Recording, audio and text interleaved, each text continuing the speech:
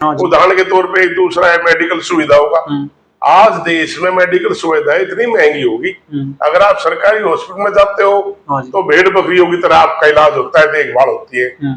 और अगर आप प्राइवेट में जाते हो तो आदमी को तो चलो जो बीमार है उसको तो आराम मिल जा, लेकिन वो पैसा इतना खर्च हो जा जो बाकी घर में बच्चे फिर भी बीमार हो जा, यानी वे उजड़ जा।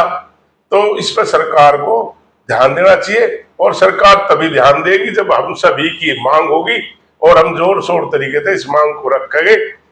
और इसी तरह मेडिकल सुविधा ये होनी चाहिए कि ये सस्ती होनी चाहिए, आरामदायक होनी चाहिए, जिससे हर आदमी चाहे वो गरीब हो चाहे अमीर हो अच्छे तरीके से अपना इलाज करा सके। आज के दौर में जैसे ब्याह शादी होती है जी, तो क्या आज के दौर में भी कुंडली मिलाना जरूरी है? नहीं जी, कुंडली मिलाना तो ना पहले जरूरी था ना आज जरूरी है, लेकिन हर समाज के अलग अलग रूप है, अलग अलग वर्ग है, उन सबके अलग अलग तरीके बन रहे हैं, और मैं किसी पे उंगली नहीं उठाना चाहता। क्यों? हर वर्ग के अलग अलग तरीके हैं, अपनी जगह शायद उनके सही है, और मैं सही चाहे वे फायदे के भी ना हो, लेकिन उनकी एक पहचान है, तो उन पहचान को खत्म नहीं करना चाहिए जिसकी जो चल रही। लेकिन मैं ये कहता हूँ उस कुंडली से जरूरी तो ये है कि फोनों की डिटेल निकाल ली जाए, शायद वो फोनों की जो डिटेल निकलेगी वह ज्यादा सहायक हो सके ये देखने में कि जीवन इनका कैसा चलेगा, उस पर ज्यादा ध्यान देना चाहिए। ब्याह शादियों में दहेज लेन देन से आप कहाँ तक सहमत है जी? मैं बिल्कुल भी सहमत नहीं हूँ, मैं लेने से बिल्कुल भी सहमत नहीं हूँ, देने की तो अपनी मजबूरी है। उदाहरण के तौर पे किसी परिवार में कोई उनकी लड़की है, उनकी भी इच्छा होती है कि अच्छे परिवार में जाए, और अच्छा परिवार दहेज की मांग रख दे, तो वे अपनी बेटी को अच्छे परिवार में भेजने के लिए मजबूरी में ना चाहते हुए उनको देना पड़ता है।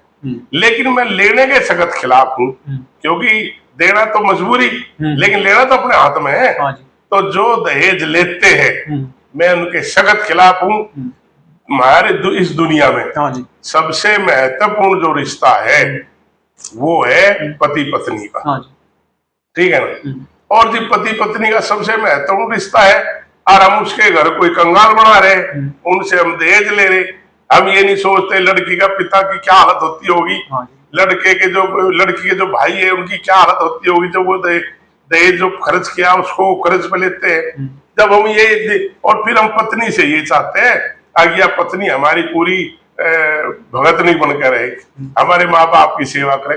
भाई कैसे करेगी?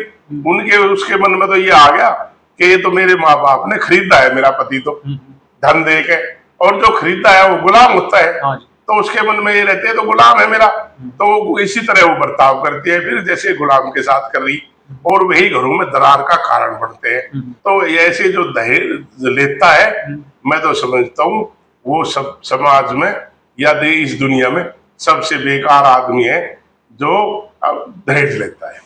दहेज लेने के लिए आप परिवार को जिम्मेदार मानते हैं जी या लड़के को? लड़का।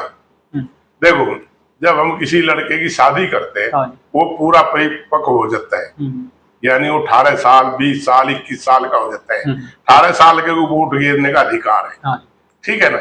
जब उसको देश की सरकार चुनने का अधिकार दे रखा है हमने, तो इस बात का नहीं उसको सोचना चाहिए कि भाई जिससे तू शादी कर रहा है, जो तेरी अर्धांगिनी बनेगी और तू उसके परिवार से लूट खसोट कर रहा है या तेरा परिवार कर रहा है, तो उसको नहीं आगे बढ़ के उस पर रोकना चाहिए। तो मैं तो समझता हूँ पूरा का पूरा दोषी लड़का है, परिवार पर तो वैसे ही बात डालता है वो बचने के लिए, अपने से बचाव करने के लिए। अगर वो सख्त हो परिवार कैसे ले लेगा? मुझसे ऊपर होगा तो ले नहीं सकता है ना? और अगर वो रोक नहीं सकता, आप कहोगे वो परिवार नहीं रुकता, तो फिर समझ लो शादी लायक भी नहीं है, फिर वो शादी लायक के शादी के योग्य नहीं है, वो फिर बच्चा है और बच्चे की शादी नहीं करनी चाहिए।